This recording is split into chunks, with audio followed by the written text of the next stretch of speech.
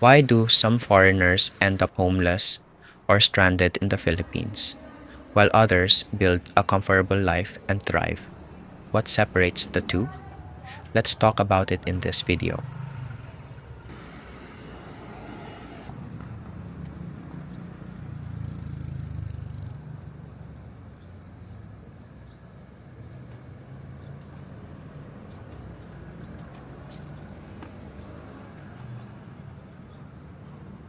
I have mentioned before that even before moving to Japan, one of my hobbies was going around and walking in different parts of Metro Manila.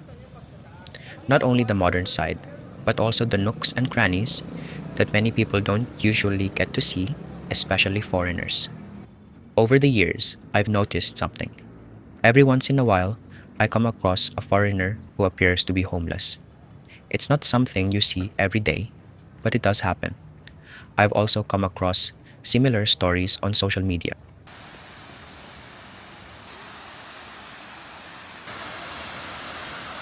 That got me thinking, what happened?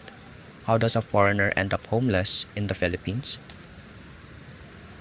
I'm quite introverted, so I've never really had the chance to approach them and ask what happened. It's not because I don't care, I just don't feel comfortable asking such a personal question. But after seeing similar stories online and hearing about the experiences of other expats, you begin to notice certain patterns. While every situation is different, many of them seem to share the same underlying problems.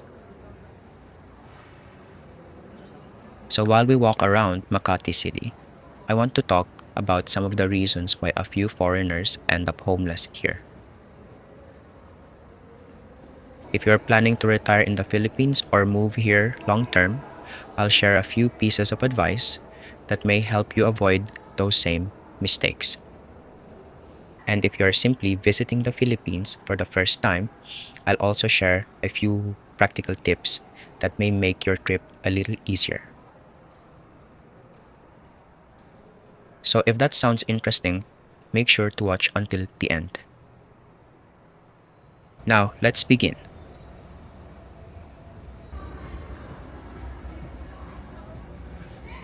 Now, I think there are a lot of reasons why someone could end up in that situation. Every case is different, and I'm sure there are stories we'll never hear about.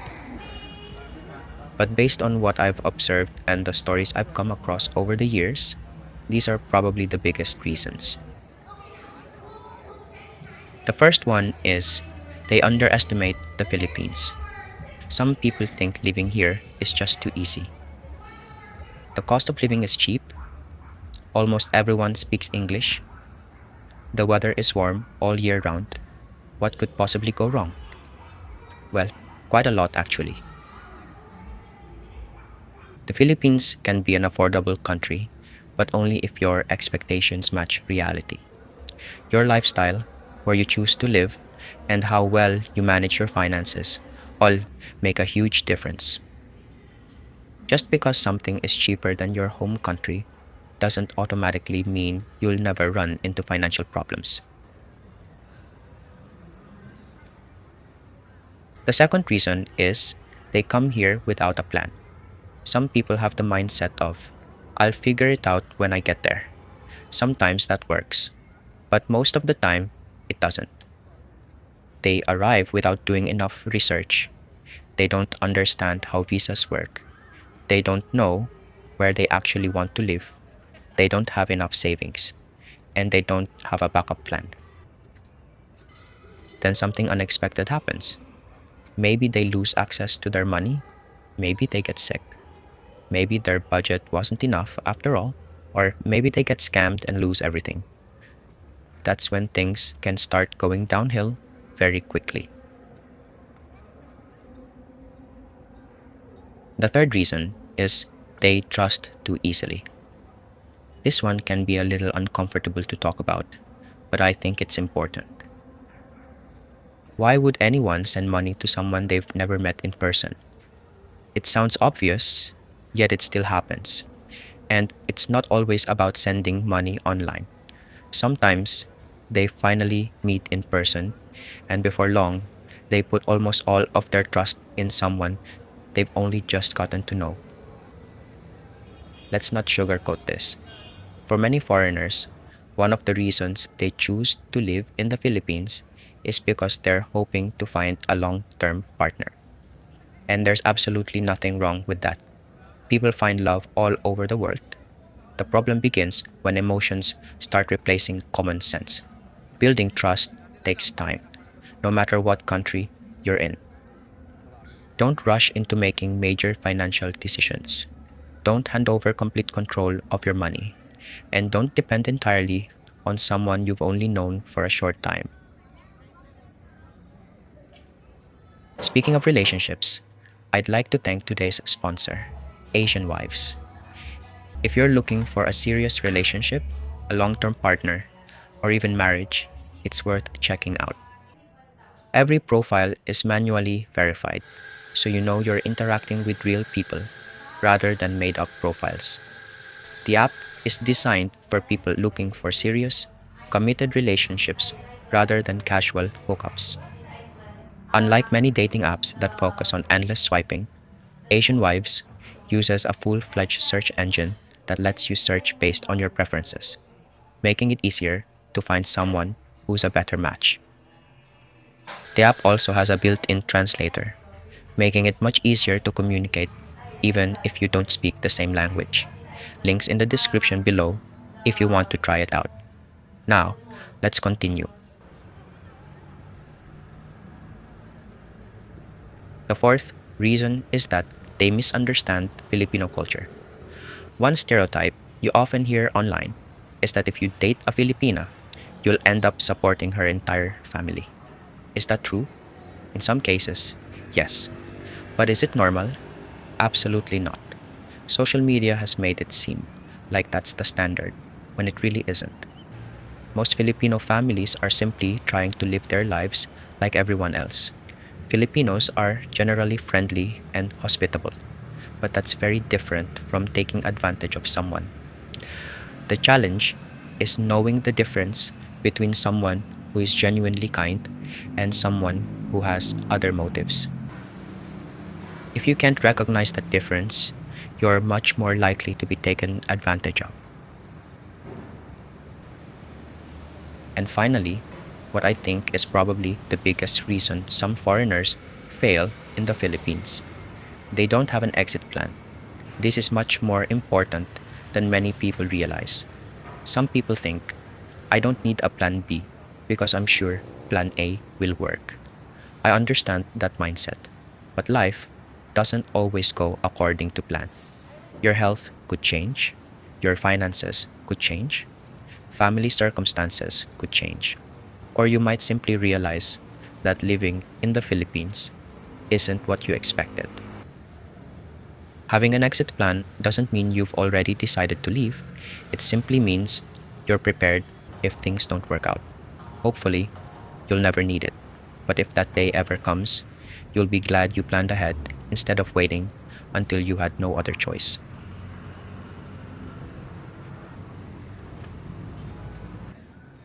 Now, let's talk about how to avoid these mistakes. Some of these pieces of advice may sound obvious, but that's exactly what makes them easy to overlook. Sometimes, you need to hear the same advice more than once for it to really sink in. So, if you're planning to retire or live long term in the Philippines, here are my suggestions. First of all, plan, plan, plan. Do your research before making any big decisions, learn about the country, compare different cities, and decide where you actually want to settle. The Philippines isn't just one place. Every city and province has its own lifestyle, cost of living, and advantages. One thing I'd highly recommend is this. Before moving here permanently, try living here for a month or even several months, especially if you've never been to the Philippines before. A vacation and everyday life are two completely different experiences.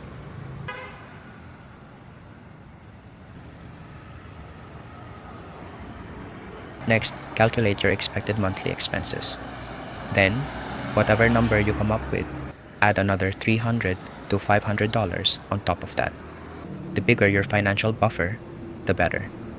Just as important, build an emergency fund. And I mean an emergency fund that you never touch unless you absolutely have to. When you arrive in the Philippines, I highly recommend opening a local bank account under your own name. Even if you're married to a Filipina or have a long term girlfriend, keep an emergency fund that only you can access. Put some money into that account and leave it there. Add to it every now and then to keep the account active, but try not to use it unless it's a genuine emergency. Hopefully, you'll never need it, but if you do, you'll be glad it's there. Learning a few Filipino words is also a good idea. You don't have to become fluent, but even simple greetings can help you connect with people and show respect for the country you're living in. At the same time, don't confuse Filipino culture with stereotypes. For example, people often say supporting your wife's entire family is just part of Filipino culture. No, that's a stereotype. Families helping one another during difficult times, that's part of the culture. Another stereotype is that Filipinas are only interested in money. That's simply not true. Many Filipinos have careers, run businesses, and prefer to be financially independent. Here's another one. Not every Filipino loves karaoke, and not everyone can sing well. In fact, many people also find noisy karaoke sessions annoying. And no, not every Filipino eats pagbag. The internet has a habit of turning unusual situations into something that looks common.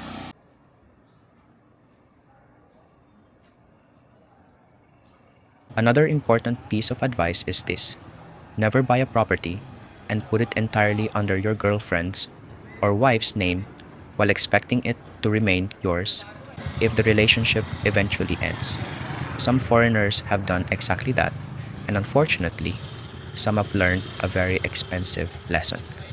As a general rule, foreigners cannot directly own land in the Philippines. So before making any major purchase, make sure you fully understand the laws. If you're helping your partner buy property, that's your decision. Just be clear about what you're paying for, and don't automatically assume you'll have ownership rights later if the relationship doesn't work out. It's much better to rent first. Take your time, get to know the area, make sure you're happy with where you're living. And more importantly, make sure your relationship has become stable before making major financial decisions.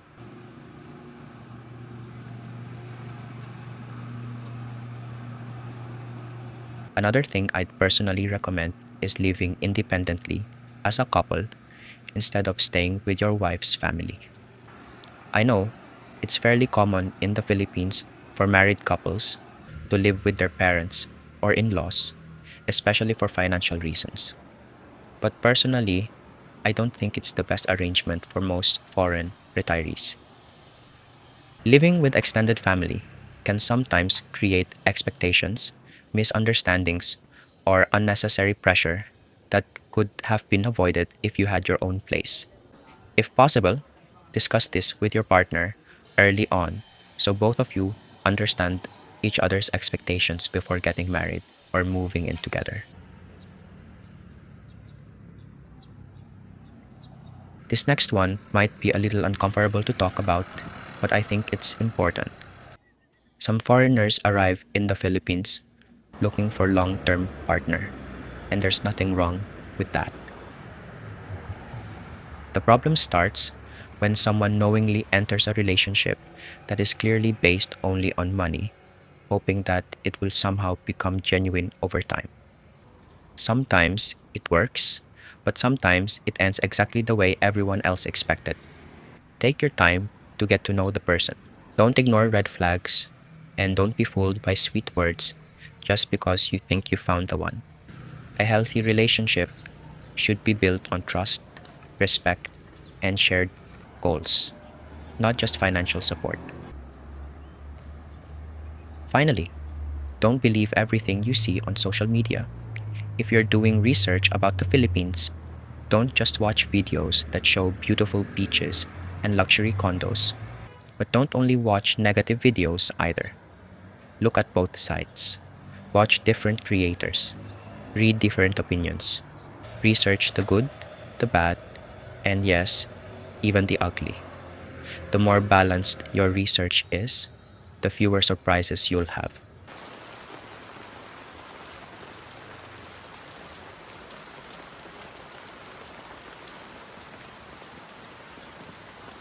Now, here's some practical advice for when you arrive in the Philippines. Whether you're planning to retire here, live here long term, or simply visiting for a vacation, keep these things in mind. They may save you more trouble than you think. If you're arriving in the Philippines through Metro Manila, I highly recommend avoiding regular airport taxis. Now, I know this might sound a bit harsh, and I'm sure there are still honest taxi drivers out there. But based on my own experience, most of the regular taxis I've ridden in Metro Manila haven't been good experiences. And I'm a local. Foreigners, especially first time visitors, are generally more likely to be targeted by scams, so I just don't think it's worth taking the chance. I'm specifically talking about Metro Manila because that's where I've had those experiences. I can't really comment on other cities. For example, I've never been to Cebu, so I don't know what the taxi situation is like there. On the other hand, from my experience in Baguio, most taxi drivers there have been honest and have used the meter properly.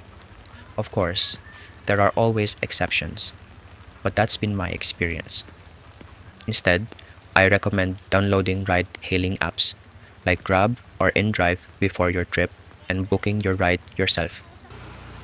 One more thing, if you're using Grab, I personally wouldn't book through the Grab kiosks at the airport either. Just book directly through the app on your own phone so you know exactly what you're getting.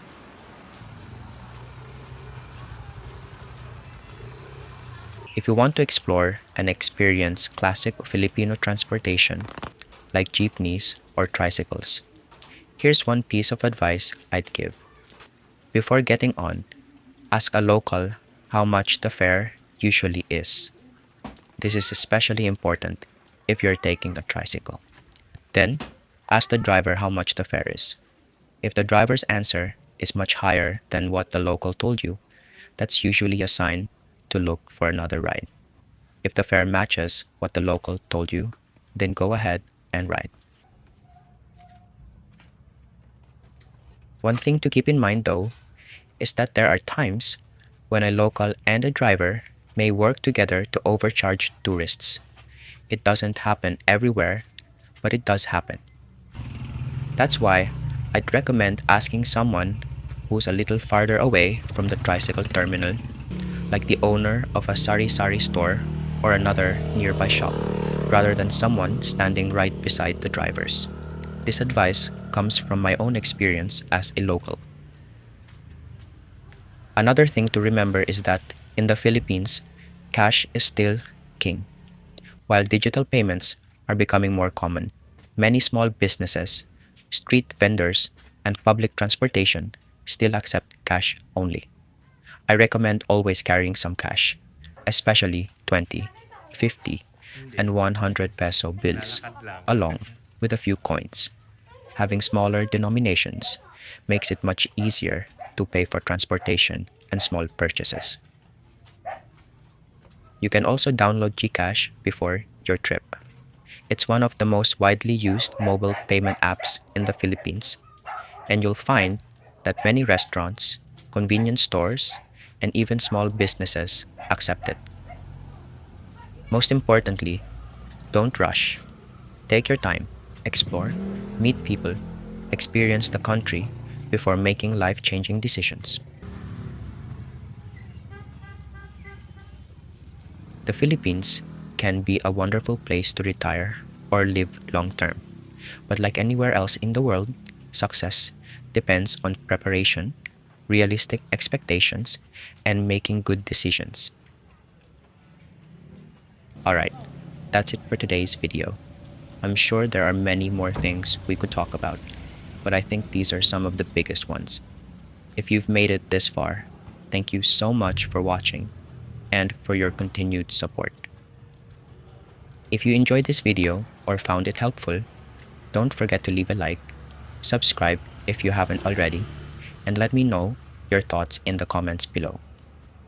I'd also love to hear from those of you who have already visited or lived in the Philippines. What advice would you give to someone who's thinking about moving here? Once again, thank you for watching. Take care, and I'll see you in the next one. Cheers.